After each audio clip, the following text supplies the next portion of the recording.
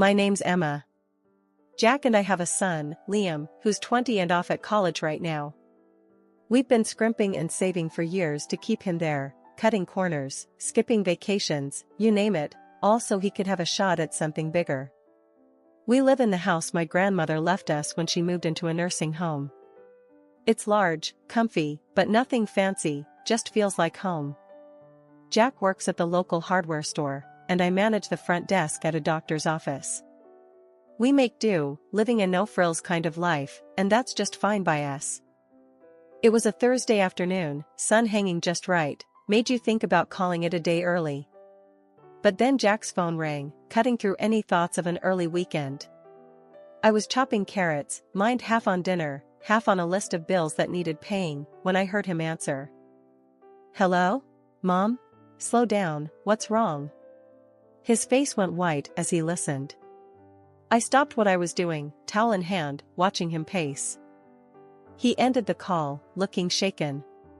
That was my dad, he said, sinking into the couch like his strings had been cut. Their business tanked. Bankrupt. They've lost everything, even the house. My heart sank. Oh, Jack, that's terrible. What are they planning to do? They want to come stay with us. Just for a bit, they said, till they sort something out. I hesitated, thinking about our already tight budget, the quiet order of our life that was about to be upended.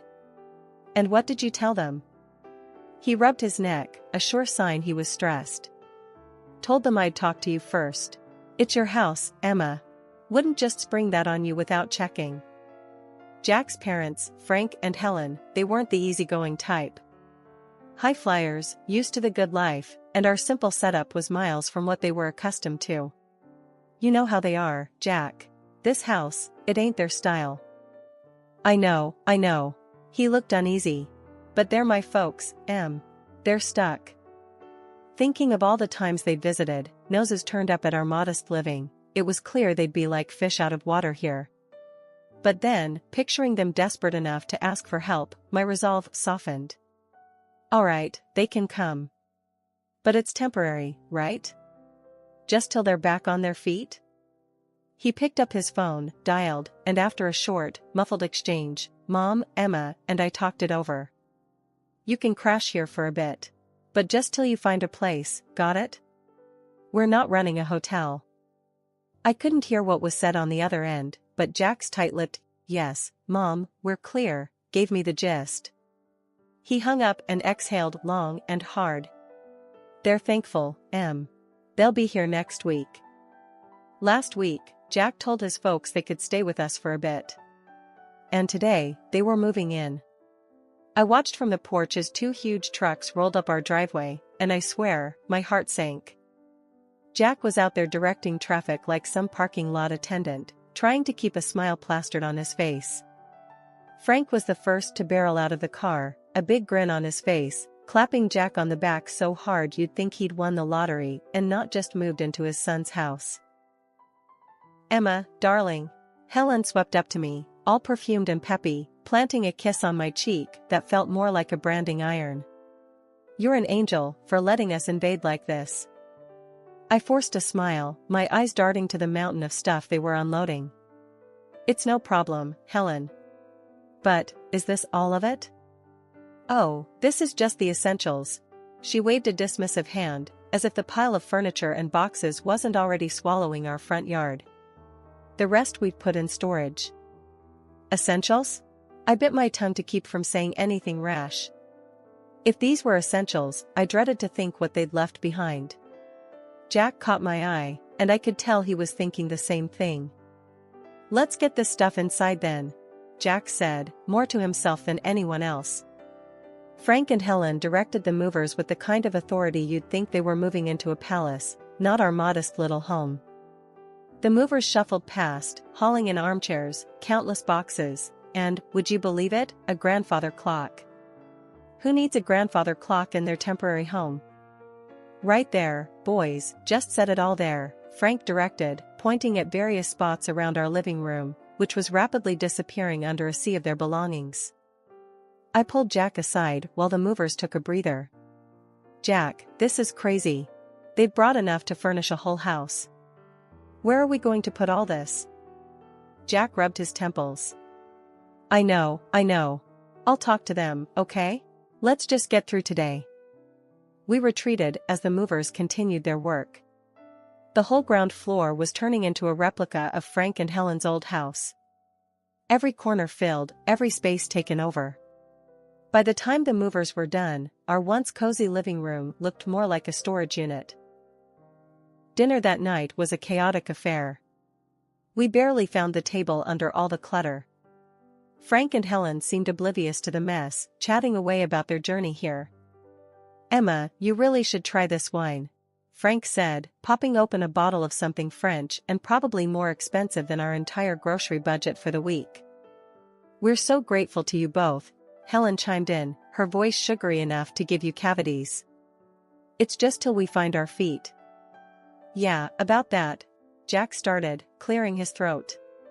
We need to talk about some ground rules. Space is tight, and... Oh, don't worry about it, son. Frank waved him off. We'll manage just fine. Won't we, dear?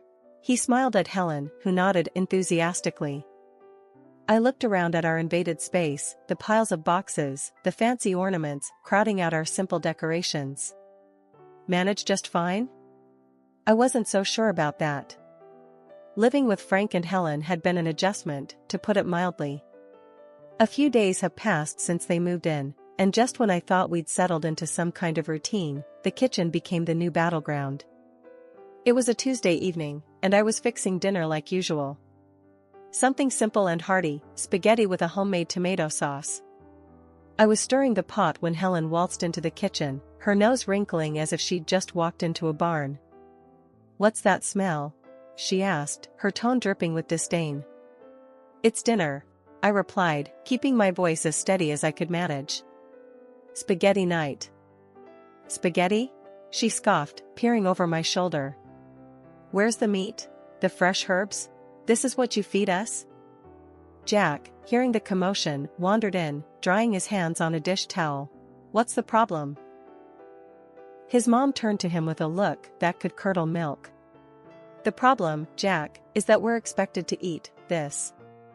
She gestured at the bubbling pot as if it were a cauldron of poison. I took a deep breath, trying not to let her get to me.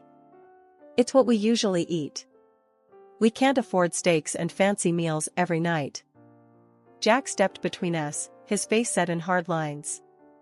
Mom, this is Emma's house, and this is what we eat.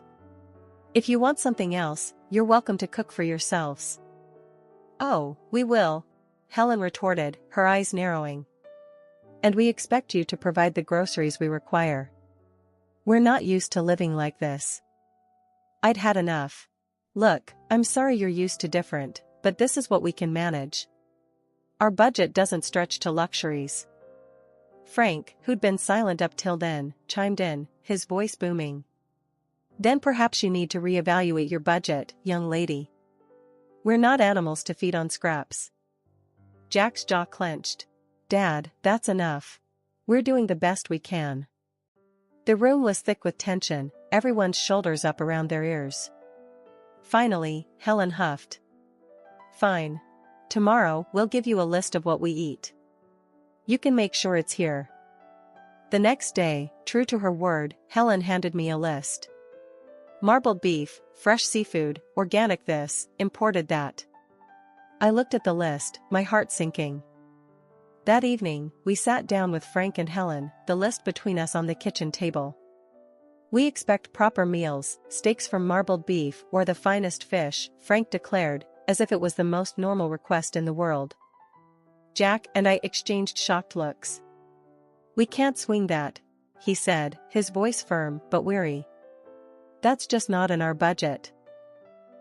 Their response was swift and harsh. Lazy, both of you, Helen snapped. Can't even provide a decent meal. In the end, feeling cornered, I caved to their demands. I started buying only the highest quality products for them, while Jack and I got by on fast food, just to save costs. A month later, I sat down to crunch the numbers, and my heart nearly stopped. Our food expenses had doubled. And to top it off, Helen's daily luxurious baths had sent our water bill through the roof. Dinner had become a battlefield, but tonight was different. Frank and Helen were digging into some lavish dishes they'd insisted on buying, marbled steaks and imported fish. Meanwhile, Jack and I sat across from them, our plates filled with the simple pasta we could afford. The disparity wasn't just on our plates, it was drawing a deeper line between us every day. As they savored another bite of their expensive meals, I couldn't hold back any longer. "This has got to stop," I said, the words heavy in the air. Helen looked up, her fork halfway to her mouth. "What are you talking about now? We can't keep living like this. Eating separately, different meals, it's ridiculous. From now on, everyone in this house eats the same. And we're sticking to what we can afford." Frank laughed, a harsh sound that grated on my nerves. "You expect us to eat that slop?" "It's not slop, it's dinner. It's what we eat," I shot back, my patience fraying. The laughter vanished from Frank's face, replaced by a scowl. Helen chimed in, her tone sharp and accusing. "How can you be so greedy and lazy? Cooking decent food isn't that hard." They both turned to Jack, their expressions full of expectation. "You're going to let her talk to us like this? In your own house?" That was the last straw. Jack's hand slammed down on the table, making the plates jump. "First off, this is Emma's house. And you will treat her with respect." The impact of his words hit hard. Helen's eyes filled with tears, her voice quivering. "I never expected you to raise your voice at me, your own mother." Frank's anger boiled over as he stood, pointing an accusing finger at Jack. "Look at you, henpecked and dancing to her tune. Is this what you've become?" I stood my ground, though my heart was pounding. "Enough. This conversation is over. From today, no more expensive steaks or fish. We eat the same, all of us." Their looks could have frozen the room. For a moment, no one moved, then, without a word, Frank and Helen pushed back from the table and left. Jack and I sat back down, the silence hanging heavy between us. He reached for my hand, squeezing it tight. "I'm sorry it had to come to this." "I am too," I replied, feeling the weight of the evening settle around us. "But it's the right thing. We can't live like this." After the big blow-up at dinner, things cooled down, but only on the surface. Frank and Helen were quieter, sure, but there was a slyness to their silence that put me on edge. I had a feeling they weren't going to take the new house rules lying down, and I was right. It started subtly. A few days later, I was cleaning up after a lunch of sandwiches when the doorbell rang. I wiped my hands on a towel and headed to the front door, expecting maybe a package or a neighbor. But when I opened it, there stood a delivery guy holding a large, aromatic bag from some high-end restaurant in town. "Delivery for Emma," he said, glancing at his clipboard. I was puzzled. There must be some mistake. I didn't order this. Just then, Helen appeared behind me, her smile a bit too wide. "Oh, I took the liberty of ordering for us. I thought we deserved a nice meal after all the recent discomfort." I frowned, taking the bag hesitantly. "Helen, we talked about this. We're cutting back on expenses." She shrugged, her eyes avoiding mine. "I thought it was on your tab, dear. My mistake." Jack walked in from the kitchen, overhearing us. "What's going on?" "Your mother decided we deserved an expensive lunch," I said, the weight of the bag in my hands suddenly feeling heavier. Jack's expression hardened. "Mom, we agreed, no more of this." Frank stepped into the hallway, his voice booming. "What's a little lunch going to hurt? You can't expect us to live like monks forever." I set the bag down on the entryway table, feeling the frustration bubble up. "It's not just lunch. It's every meal, every extra expense we can't afford. We told you, we're sticking to a budget." Helen's face turned cold. "Well, if you're going to make such a fuss over a simple meal, I suppose we won't bother next time." Jack pinched the bridge of his nose. "It's not just about the meal, it's about respecting the rules of the house. You can't keep going behind our backs. The conversation went in circles for a few more minutes until Frank and Helen retreated to their room, leaving the uneaten, expensive lunch on the table. Jack and I looked at each other, the unspoken agreement hanging between us that this couldn't go on. I'll call the restaurant, explain the situation, and cancel any future orders made without our consent, I said, picking up the phone. Jack nodded, his jaw set. I'll talk to them again. This sneaky stuff has to stop. The peace was short-lived after the incident with the unauthorized lunch. Helen and Frank seemed to simmer just below the surface, and you could cut the tension in the house with a knife. I was washing dishes one evening when the calm shattered once again. Jack had just come in from the yard, looking weary. I was about to ask him about his day when the loud crash from the living room had us both running. We found Frank standing over a broken vase, one of the few decorations I really cared about. What happened here? Jack asked, trying to keep his voice level. It slipped, Frank said, barely looking regretful. Accidents happen. But his tone was all wrong. It wasn't apologetic, it was defiant. Jack bent down to pick up the pieces, and I couldn't help but say, "This vase was from my grandmother. It's been here longer than I have." Helen scoffed from the doorway. "It's just a vase. You can get another." "That's not the point, Helen," I snapped, feeling my frustration rise. "The point is respect, something that's clearly lacking here." "You want to talk about respect?" Frank shot back, his voice raising. "What about respecting us? Treating us like second-class citizens in this house?" Jack stood up, facing his father. "You're living here by our goodwill, Dad. Remember that." "It doesn't feel like goodwill," Helen chimed in, her words sharp. "It feels like we're unwelcome." Every day felt like walking on a tightrope with Frank and Helen in our house, but one evening pushed me past my breaking point. We were sitting around the dinner table, the same place that had witnessed countless arguments now, when Helen casually dropped her latest bombshell. "Jack, darling, I found this lovely coat today, and I think we should buy it using the college fund you've set up for Liam," she said, as if suggesting we switch brands of coffee. I choked on my water, coughing as I set my glass down hard on the table. "What did you just say?" I managed, my voice a mix of disbelief and rising anger. Helen smiled sweetly, clearly mistaking my shock for compliance. "It's just money, dear. Liam can always take out loans for college. I really need a new coat." Jack, who'd been quietly seething beside me, slammed his fork down. "Mom, that's out of the question. That money is for our son's education. We're not using it for anything else." Helen's face twisted into a scowl.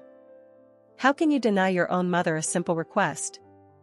"It's not simple, and that's final," I snapped, feeling the last of my patience evaporate. Frank chimed in, his voice raised to a shout.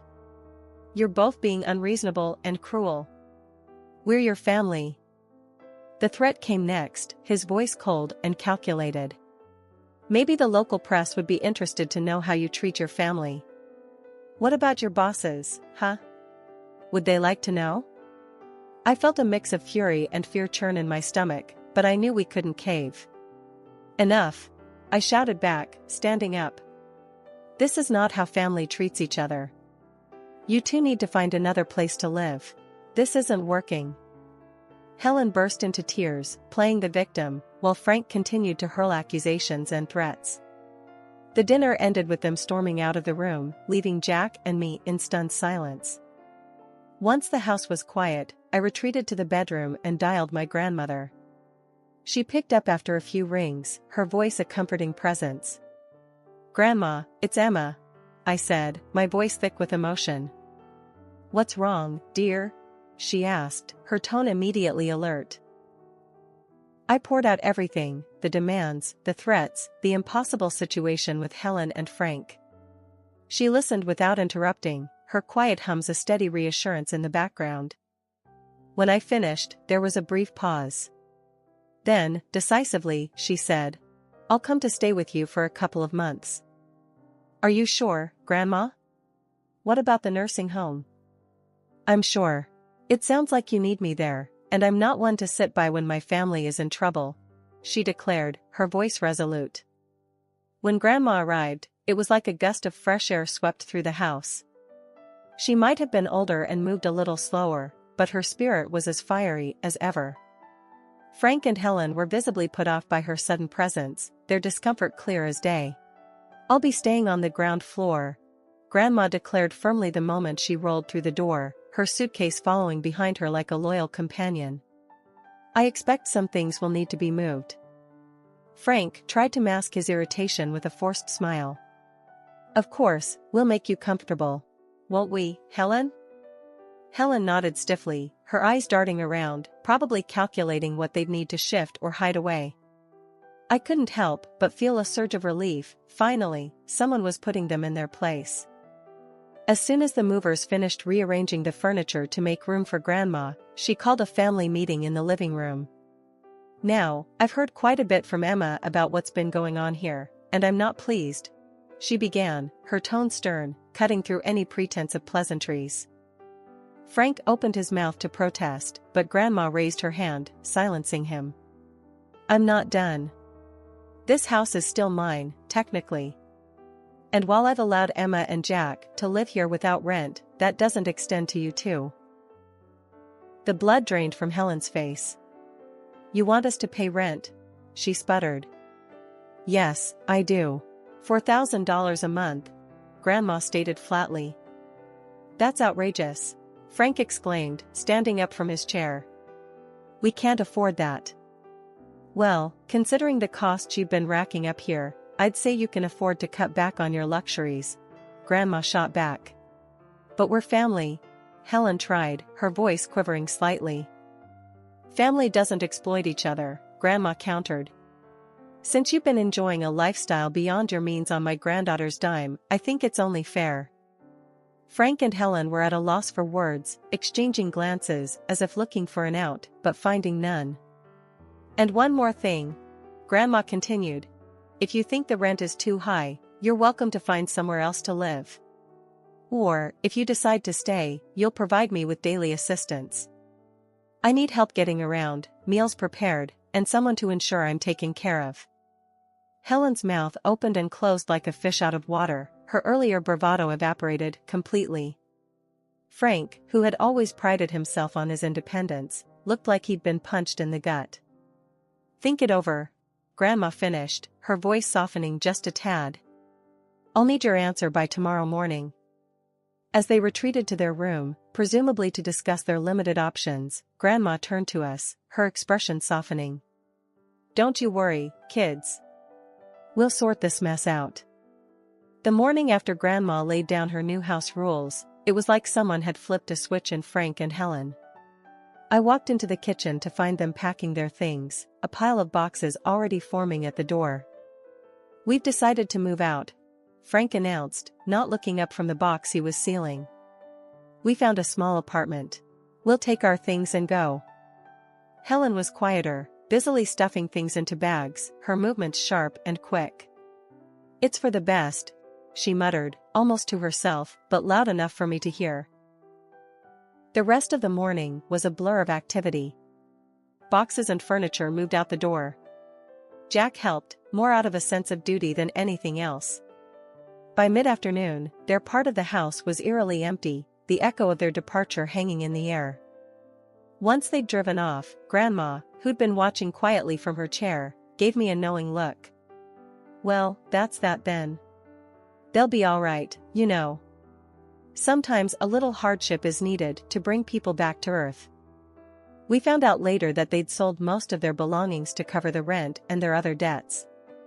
The luxurious life they were used to was trimmed down to essentials, much like their new apartment. Grandma stayed with us for 2 more weeks, a comforting presence in the house. But eventually, she decided it was time to return to her nursing home. Driving her back to the nursing home, I felt a mix of sadness and relief. Thanks for everything, Grandma. We couldn't have managed without you. She waved off my thanks with a chuckle. Oh, nonsense. You're stronger than you think. Just remember to stand up for yourselves. No one else will do it for you. I hugged her goodbye, promising to visit soon. When I got home, the house seemed bigger, quieter. That night, we sat on our porch, the evening air cool and pleasant. Life had thrown us a curveball, but we had caught it, dealt with it, and were ready to move on. Whatever came next, we knew we could handle it together, with or without anyone else's approval. All right, everyone's presentations are done. Nick, the manager, said as he tried to move the discussion forward. Excuse me, I haven't. I recently found out something. Nick interrupted me and began to speak. There's apparently someone in this department who didn't graduate high school and is just a part-timer. Meetings should be for employees only. Absolutely right. His lackey, Mike, of course, agreed with Nick. I'm leaving. After leaving the meeting room, I started to shut down my computer. I noticed that an email had arrived, not in my personal inbox, but in the company's shared email. Thinking, there's no point in speaking up, no one will listen, I went home quietly. The next day, I heard a commotion from Nick's desk. He was staring at his computer screen, his face pale. Nick! Is something wrong? Mike looked at the screen with him. And he turned even paler than Nick. Why is he so angry? Knowing the reason for Mike's distress, I thought to myself, serves them right. My name is Adam. My mother passed away when I was in the 9th grade, and I was raised by my father.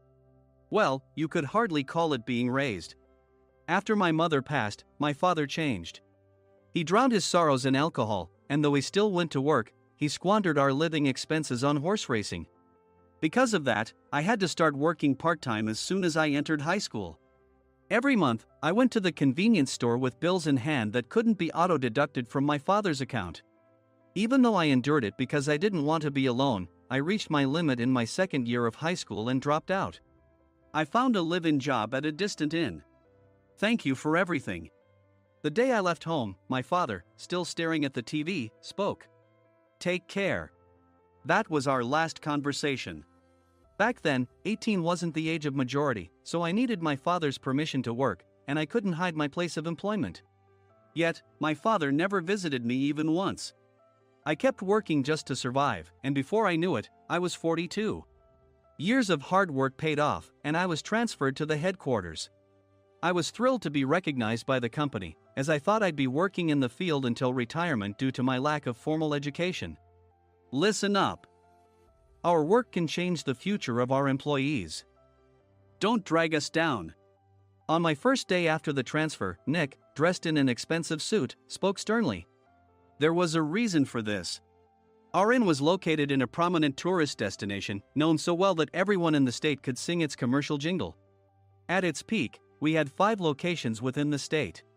But that was long ago. Due to financial difficulties and aging facilities, only the place where I had worked for many years and the original establishment remained.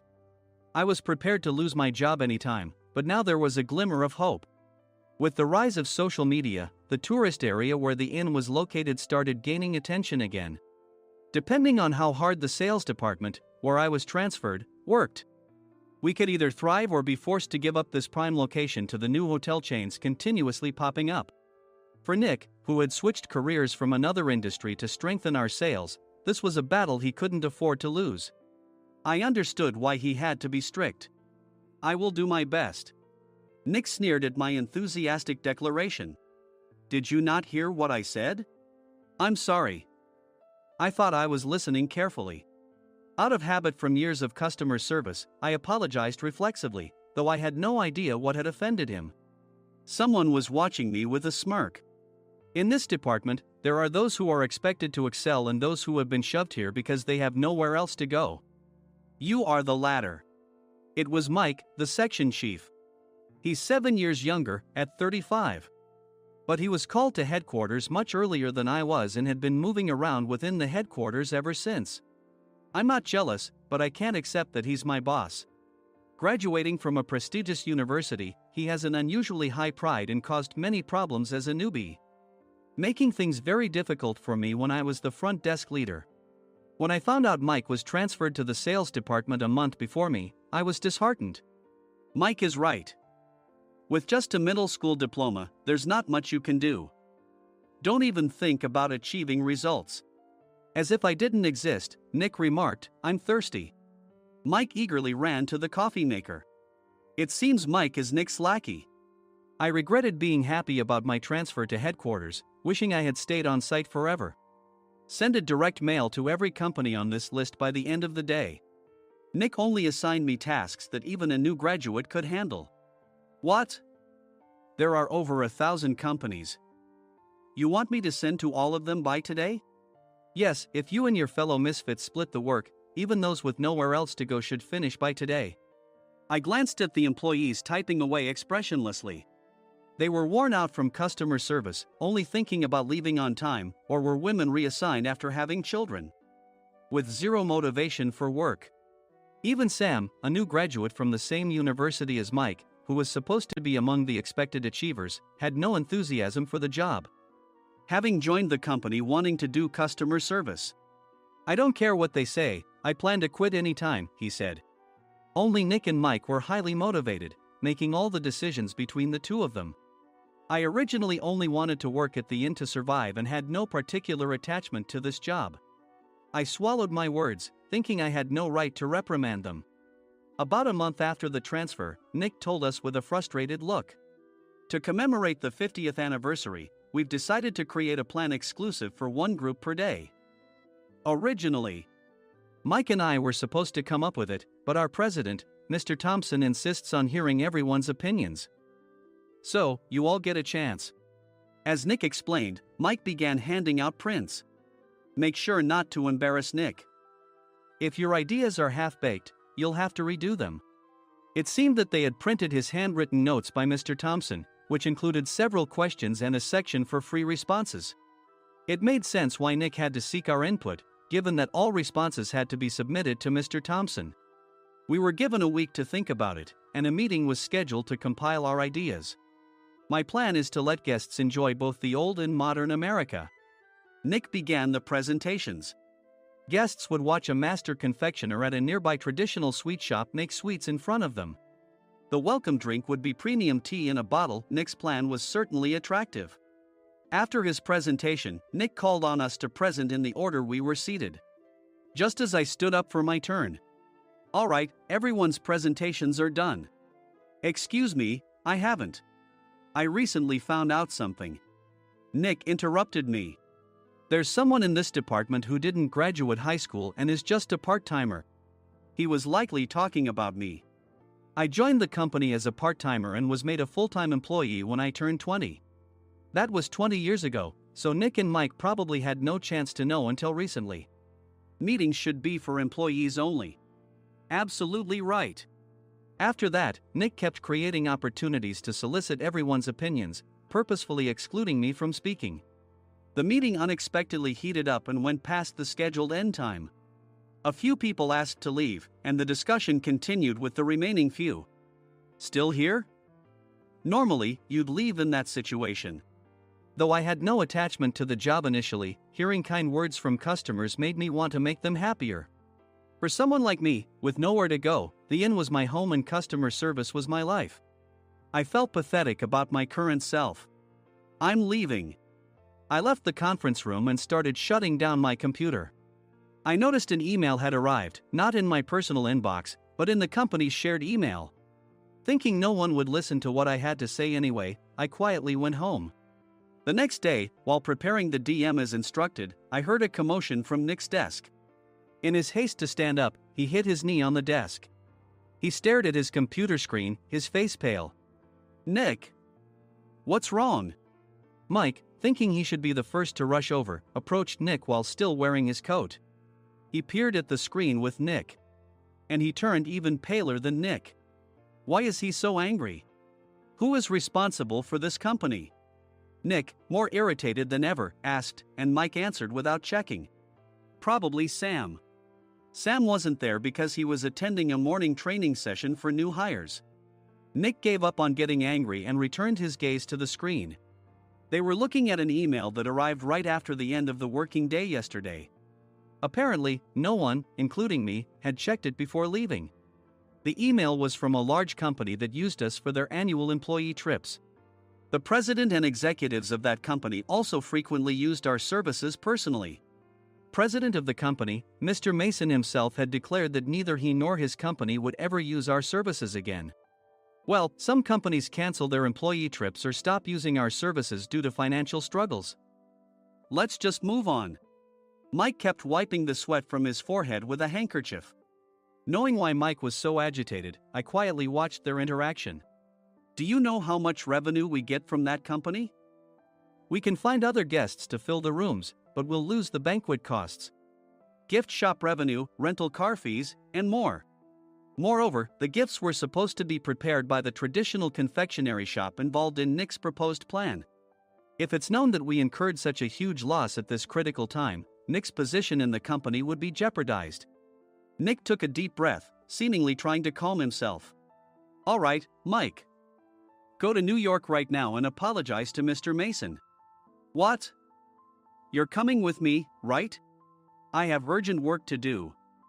I trust you, which is why I'm entrusting this to you. Please. Mike, believing Nick's sincerity, agreed with a determined look on his face, saying, yes. That's Nick for you. Even if Mike went to apologize, Nick would shift all the blame onto him if the client didn't change their mind. Well, it was Mike's fault to begin with, so it served him right. About 3 hours later, Sam answered a call from somewhere and repeatedly apologized, saying, I'm very sorry. Everyone watched to see what was happening.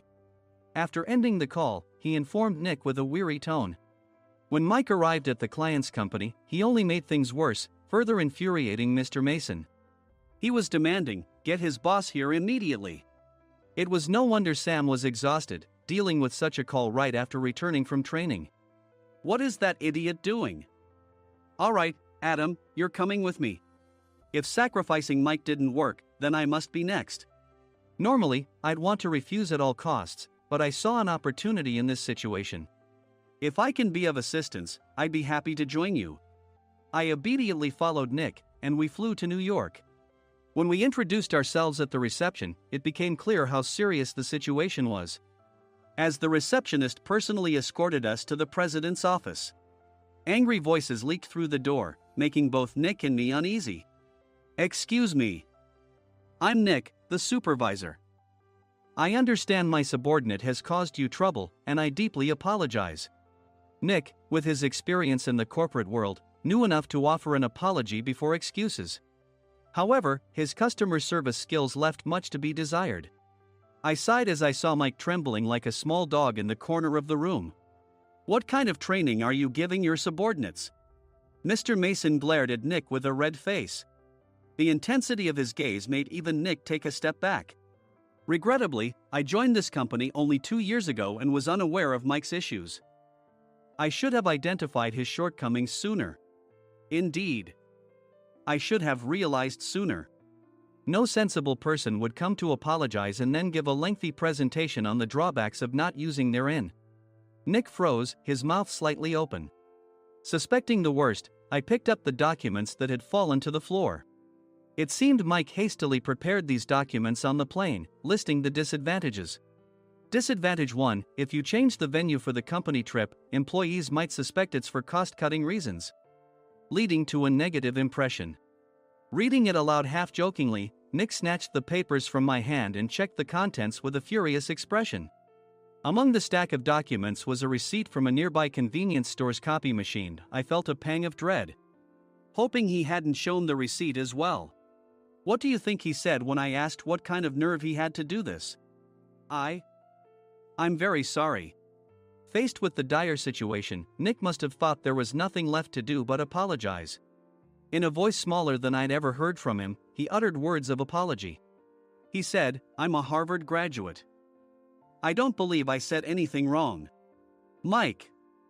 What have you done? Forgetting his plan to pin the blame on Mike, Nick yelled loudly, even in front of Mr. Mason. I didn't do anything wrong. You're still saying that? Look at him. Mike pointed at me with a shaking hand. I was assigned to headquarters in my 20s and now I'm a section chief. This guy only made it to headquarters at 42. Everything I've done proves I was right. So why are we losing the contract? Having said his piece, Mike collapsed to the floor. Of course. You were sent there because you had nowhere else to go. Mike never expected to hear such words from someone he looked down upon. He lunged at me, and Nick hurriedly stepped in to stop him. Mr. Thompson told me Mike is a quick thinker, and to take good care of him. There's no way he was pushed aside. Don't make things worse here. He didn't say quick thinker, he said only quick-witted, didn't he? I don't remember that part. I recalled the many troubles Mike caused when he was a newbie. When Mike was on the front line, his pride was so high that he never apologized to customers. Customer service, especially in our job, doesn't work alone. It brings both good and bad situations.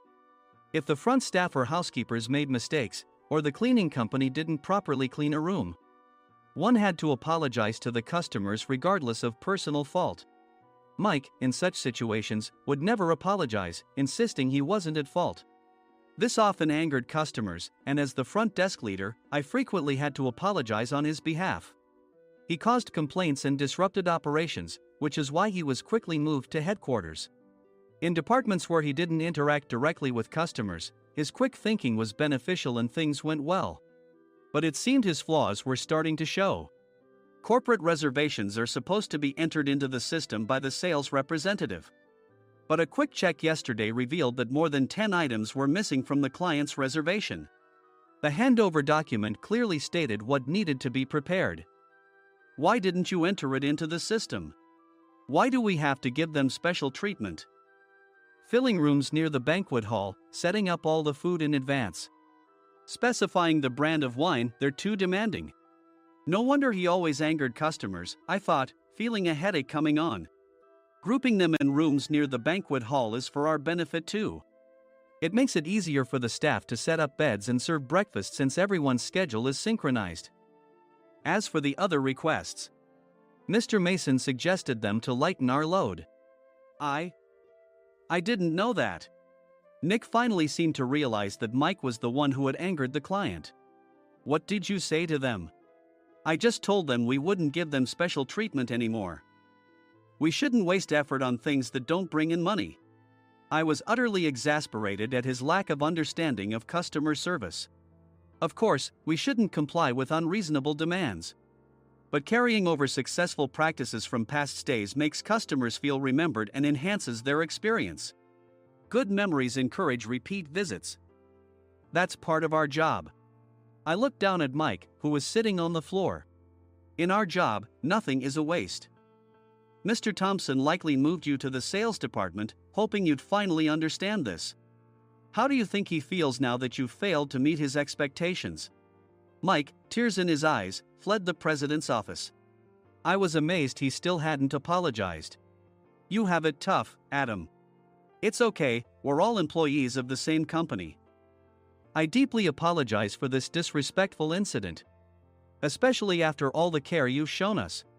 If it weren't for you, Adam, I really would have stopped staying here.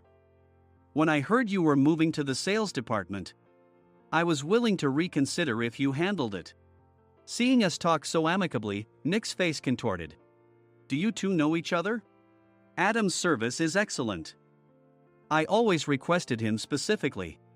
Normally, we don't accept specific staff requests, but we made an exception for Mr. Mason, adjusting my shifts accordingly. He had personally stayed at our hotel just before my transfer, and during casual conversation, I mentioned, I'm moving to the sales department soon. If I hadn't told him then, things could have been much worse. Please continue to take care of us. I look forward to it. On the return flight, Nick awkwardly offered me a can of beer. It's still working hours. Of course, I had no intention of forgiving him for a single beer. Nick might try to pin everything on Mike and avoid any consequences. While pondering this, a startling fact came to light. Nick, the tea bottles for the plan have arrived. I handed Nick a bottle labeled with our inn's name. They look good. What are you talking about? These are plastic bottles. I had assumed we would use the trendy, high-end bottling tea. But what arrived were ordinary plastic bottles of tea with customized labels. The only unique aspect was the label, which had the inn's name, making it look customized. Upon further investigation, I discovered that a substantial amount of money was set to be paid to the tea company. It was priced like bottling tea. Does this plastic bottle really cost $100 each? The tea inside is specially blended for us. The extra cost is for that. Wouldn't it be better to use another tea company? Or is there a specific reason we must use this one?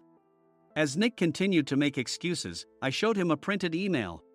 I informed the tea company's president, Mr. Mitchell, that we discovered irregular payments and he confessed. He said you two were high school classmates and planned to split the extra money. That idiot. Why did he confess? That's not important. You should worry about yourself, this could turn into a police matter. Opening the bottle cap, I suggested. How about calming down with this tea? It supposedly has a relaxing effect. Nick drank the tea frantically. In the following days, decisions were made about their fates. Mike was reassigned to the General Affairs Department, with no chance of transfer or promotion, as per Mr. Thompson's orders. As for Nick, since the payment to the tea company hadn't yet been made, he narrowly avoided legal trouble. Instead, he was encouraged to leave the company, and to avoid further complications, Nick submitted his resignation. Rumor has it that connections between HR departments have made it difficult for him to find new employment. Even though it was good to have those two gone, something unexpected happened in the sales department. Everyone became motivated and united in refining the 50th anniversary plan. In the end, my plan was adopted. We collaborated with the Tourist Information Center to provide personalized guides. The plan, tailored to the number of guests, was truly special for the 50th anniversary. Hey, is Adam's family coming to stay? I immediately booked that special plan for my family. Sam noticed it on the reservation list and quickly picked up on it. Yes, I'm inviting my father. That's great. I might invite my parents too. I lacked the courage to face my father just as Adam. But here, with the confidence Mr. Mason praised, I felt ready. The 50th anniversary plan was a perfect opportunity to reconnect with my father. I hoped to bring back the days when we could laugh together as we once did.